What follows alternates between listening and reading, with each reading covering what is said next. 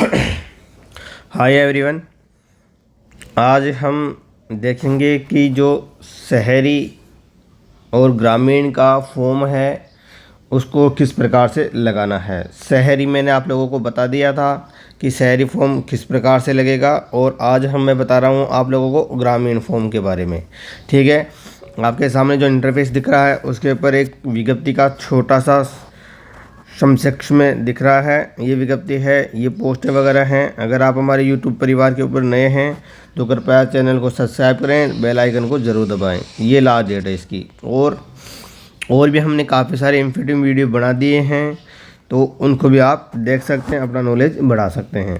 ठीक है, तो ये अपन फॉर्म को डाक के द्वारा या बाई हैंड भी दे सकते हैं। प्रश्न ज़्यादातर बच्चों का ये आता है, सर कहाँ जमा कराना है। अब मैं फिर वापस बता रहा हूँ आपको, फॉर्म जमा कहाँ कराना है। जो जयपुर में आते हैं, JAIPUR, जो जयपुर में बच्चे आते हैं उन्हें फॉर्म जमा कराना है। Sector number 26, sector number 26 Pratapnagar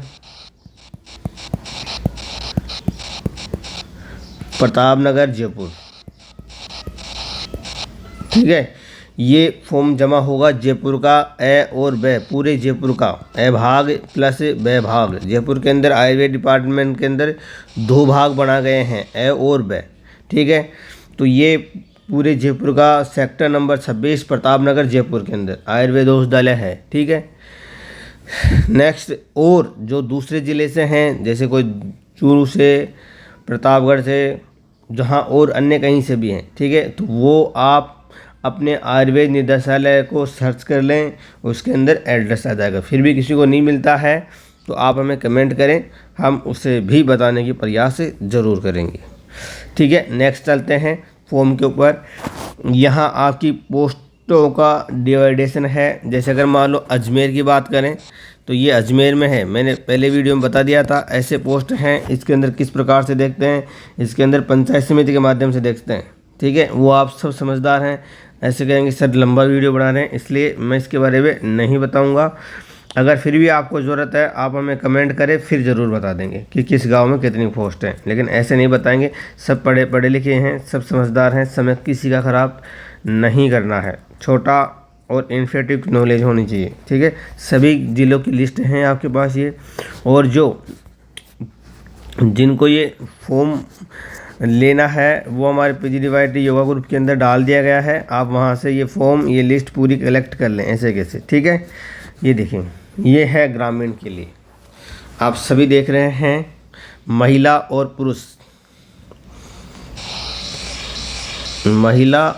पुरुष के लिए ये फॉर्म एक बनाया गया है, दोनों के लिए एक ही फॉर्म है। ठीक है, हाँ ये रहा।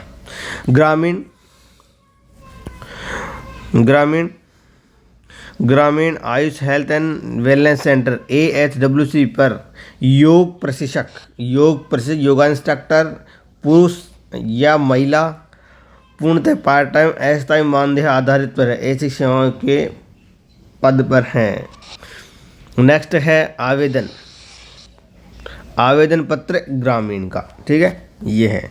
तो ये चीज़ें हैं इसके अंदर। इसमें बस थोड़ा सा ही आपको वो देखने को मिलेगा कि एड्रेस के रूप में कि अपने को कहाँ क्या भरना है। शुरू में पहला दे रखा है कि जैसे आवेदित का नाम, आवेदित पद का नाम पर सही निशान लगाएं। अगर आप पुरुष हैं तो पुरुष के ऊपर टिक लगाएं, और महिला हैं तो महिला के ऊपर टिक लगाएं। दोनों के ऊपर टिक नहीं लगाएं, ध्यान रखें, एक के ऊपर ही टिक लगाना है। दूसरा है, ये बढ़िया पॉइंट है, Ayush health and wellness centre केंद्र या केंद्रों का विवरण। मतलब आपके पास आयुष हेल्थ वेलनेस सेंटर है, आयुर्वेद औषधालय है, उनका विवरण है। जिस केंद्र के योग प्रशिक्षक पद के लिए आप आवेदन कर रहे हैं, कौन से केंद्र, कौन से औषधालय के ऊपर आवेदन कर रहे हैं, उसके लिए दे रखा है ये विवरण। पहला विवरण दिया है इन्होंने। ठीक है, पहला विवरण दिया है Ayush health and wellness centre केंद्र का नाम, आपका केंद्र कौन सा है। जैसे अगर मान लो किसी का केंद्र है भाई राजकीय आयुर्वेद औषधालय है, कौन सा ग्राम है उसका नाम लिखना, राजस्थान, ठीक है, नाम लिखना है ग्राम का, AHWC, ठीक है। जिस गांव में स्थित है उस गांव का नाम, किसी भी गांव में, जैसे कोई भी ग्राम पंचायत है उस गांव में स्थित है उसका नाम, गांव का नाम, ठीक है। AHWC पंचायत का नाम, कौन सी पंचायत में है उसका नाम। नेक्स्ट पंचायत समिति, ये यहाँ पंचायत पूछ रहा ना कि पंचायत समिति, इसके बारे में अच्छे से ध्यान रख लें। ये पंचायत है आपकी, ग्राम पंचायत है, ये कौन सी ग्राम पंचायत में ये स्थित है। जैसे अगर मैं बात करूँ शाहपुरा की, शाहपुरा में अगर बात करूँ मैं, लेट का पास है या बिशनगढ़ है, ठीक है।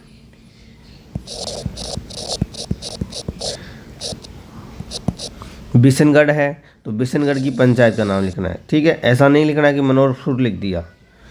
ओके, नेक्स्ट देखें अपन,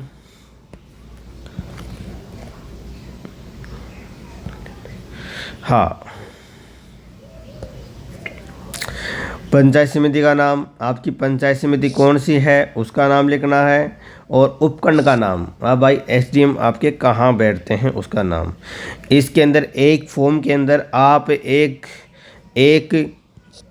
2 3 फॉर्म लगा सकते हैं, एक फॉर्म के अंदर 3 फॉर्म लगा सकते हैं आप लोग, ठीक है। तीनों फॉर्मों में यही फॉर्मेट आप लोगों को भरना है। फिर भी आप लोगों को समझ में नहीं आए तो आप हमें कमेंट कर सकते हैं।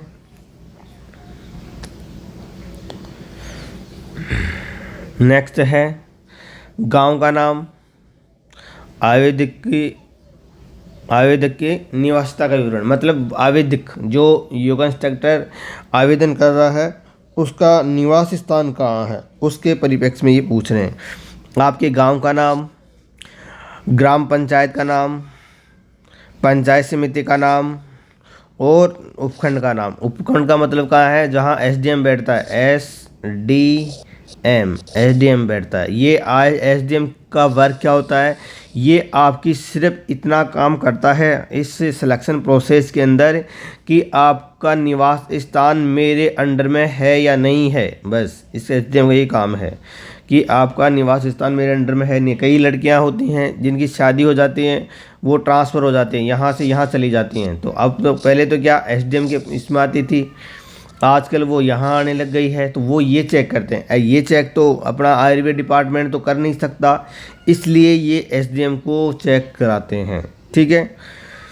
नेक्स्ट देखें आयुर्वेदिक का विवरण, हाँ, आयुर्वेदिक का वापस नाम, आयुर्वेदिक का पिता का नाम, उसका एड्रेस, मोबाइल नंबर, विवाहित है तो विवाहित, अविवाहित है तो अविवाहित, यहाँ पासपोर्ट साइज फ़ोटो, ठीक है। यहाँ आपको डेट ऑफ बर्थ,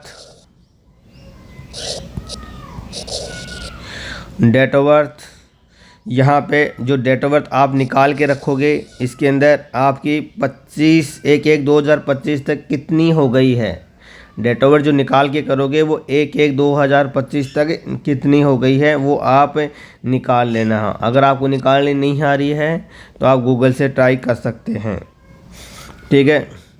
फिर भी आपको कोई भी समस्या आती है तो हमारे ये व्हाट्सएप नंबर हैं 96 80 92 84 88। आप हमें कमेंट करें, कॉल ना करें, ठीक है, कमेंट करें, मैं 1 से 1.5 घंटे के अंदर आपका रिप्लाई ज़रूर करूँगा, ठीक है। 96 80 92 84 88। हाँ, अब देखें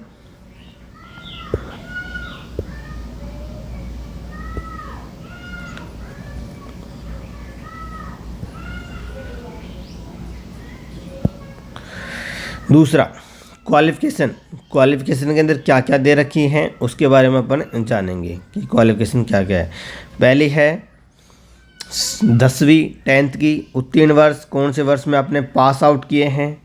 जैसे अगर मान लो कोई सप्लीमेंट्री है उसके बाद में फिर उसने एग्ज़ाम दिए, वो लास्ट का जो अंतिम वर्ष है पास करने का वो आपको बताना पड़ेगा। आपका बोर्ड कौन सा है वो बताना पड़ेगा, BSER है या कोई सा भी बोर्ड है, पूर्णांक कितना पूर्णांक है, प्राप्तांक कितनी है और परसेंटेज क्या है। इसी प्रकार से 12वीं, ठीक है, इसी प्रकार से 12वीं में भी आपको ईयर लिखना पड़ेगा, कौन सी ईयर में पास आउट हो, बोर्ड का नाम लिखना पड़ेगा, पूर्णांक लिखना पड़ेगा, प्राप्तांक लिखनी पड़ेंगे और प्रतिशत लिखना पड़ेगा। इसके बाद में इन्होंने बस 10th और 12th ही रखा है। उसके बाद में कई बच्चों के पास BA है, ठीक है, BA के बाद में PG डिप्लोमा है, ठीक है, और दूसरा क्या है, किसी का 12वीं है और उसके बाद में UG डिप्लोमा है, ठीक है। तो ये ज़्यादा अपने पास बच्चों के समस्या रहते हैं। तो अब यहाँ BA लिखे ही नहीं लिखे, तो ये BA तो मांग ही नहीं रहा, ये तो ओनली BNYS मांग रहा है। अगर योगा, यहाँ से आपकी योगा क्वालिफिकेशन स्टार्ट हो जाती है तो BNYS मांग रहा है ये तो, ठीक है। तो यहाँ आप इसको थोड़ा सा ऐसे ब्लर कर दें और आपका BA का लिख दें, यहाँ BA लिख दें और BA की क्वालिफिकेशन आप लिख सकते हैं। वैसे कंपलसरी नहीं है, आप नहीं लिखेंगे तो भी ठीक है और आप लिख देंगे तो भी ठीक है, उससे कोई प्रभाव पड़ने वाला है नहीं, ठीक है। MA भी आपने कर रखी है तो उसके बारे में विवरण कर सकते हैं। BSc योगा के लिए आई है अब की बारी, और यहाँ आपका योगा का डिप्लोमा है, ठीक है। अगर किसी ने MA कर रखा है योगा से तो उसका यहाँ वर्ष लिखना है, कौन से वर्ष में कर रखी है, यहाँ यूनिवर्सिटी कौन सी यूनिवर्सिटी से की है, यहाँ पूर्णांक, यहाँ प्राप्तांक और यहाँ प्रतिशत, ठीक है। उसके बाद में BSc इन योगा, किसी ने योग से BSc कर रखी है उसका भी यही डिटेल अपने को यहाँ फिलअप करनी है, सारी की सारी। नेक्स्ट है, ये ज़्यादा हैं बच्चे UG और PG डिप्लोमा वाले, उनको भी यही करना है। कौन सा वर्ष में पास किया, यूनिवर्सिटी का क्या नाम है देखना, एग्ज़ाम डेट, एग्ज़ाम वर्ष, पास आउट, यहाँ एडमिशन डेट और देखो दो चीज़ होती हैं, एडमिशन और pass out date. Pass out date लिखनी है आपको, कौन सी डेट लिखनी है, पास आउट, ठीक है। यहाँ यूनिवर्सिटी का नाम, यहाँ पूर्णांक, यहाँ प्राप्तांक और यहाँ प्रतिशत। अगर किसी ने डिप्लोमा नर्सिंग कर रखी है, नर्सिंग के बारे में भी आप अगर इनको इनमें से कोई नहीं मिलता, ये 1 से लेकर 6 अपने योग्यता बताई, उनमें से कोई नहीं मिलता तो वो ये नर्सिंग डिप्लोमा वाले को भी योगा टीचर के लिए ले सकते हैं, उनके लिए भी यही लिखना पड़ेगा। उसके बाद में अगर नर्सिंग वाला भी नहीं मिल सकता तो किसी ने 6 महीने का योगा कोर्स का सर्टिफिकेशन भी कर रखा है उसे भी ले सकते हैं, लेकिन कंडीशन ये रहेगी 1 से लेकर 7 तक कोई भी व्यक्ति उस पोस्ट के लिए अप्लाई ना करे, ठीक है, तभी जाके ये पोस्ट उनको मिल सकती है। उनके लिए भी सेम ही प्रोसेस है, ये अपने चीज़ों को लिखना होगा। नेक्स्ट देखते हैं, हाँ, पहचान का प्रमाण। भाई आप कौन हैं उसकी पहचान के लिए आपका आधार कार्ड, मतदान पहचान पत्र, राशन कार्ड, इनमें से कोई 2 संलग्न करें। आप एक भी कर सकते हैं, कोई दिक्कत नहीं, एक यहाँ कर सकते हैं, कोई दिक्कत नहीं। जन्म तिथि प्रमाण पत्र, 10वीं की मार्कशीट लगेगी, मूल निवास, दोनों में से एक लगा देना, कोई दिक्कत नहीं। नेक्स्ट है सीनियर हायर सेकेंडरी। हाँ, पिछली बार ये वीडियो आया था कि सर वो ससुराल गई, ये थी, आपने विवाह प्रमाण पत्र बना लिया तो मूल निवास के लिए आप ये विवाह प्रमाण पत्र भी लगा सकते हैं, ठीक है, ऐसी कोई दिक्कत नहीं है। आपके पास जो भी ID उपलब्ध हो कृपया आप उन्हें सभी को लगा दें, ठीक है। उन्हें सिर्फ वो SDM के ऊपर चेक करेंगे और वहाँ तक अगर मूल निवास बनाया तो वहाँ वो चेक करके बताएगा ये आ चुका है बंदा, और जितने डॉक्यूमेंट्स आपके उस फॉर्म में लगे होंगे उतने सारे चेक होंगे। आपने बाय द वे एक छोड़ दिया तो फिर वो आपको ही भुगतना पड़ेगा, तो जितने डॉक्यूमेंट्स हैं सब लगा दो। नेक्स्ट है योग विषय में डिग्री या डिप्लोमा सर्टिफिकेट कोर्स की अंक तालिका। सॉरी, यहाँ 10वीं लगा दी, यहाँ 12वीं लगानी है और यहाँ योगा की मार्कशीट लगानी है, योगा की अंक तालिका, ठीक है, योगा की अंक तालिका। छठा 7वां पॉइंट है, एक फॉर्म के अंदर 2 चरित्र प्रमाण पत्र भरने हैं आपको। एक फॉर्म के अंदर 2 चरित्र प्रमाण पत्र लगाने हैं। और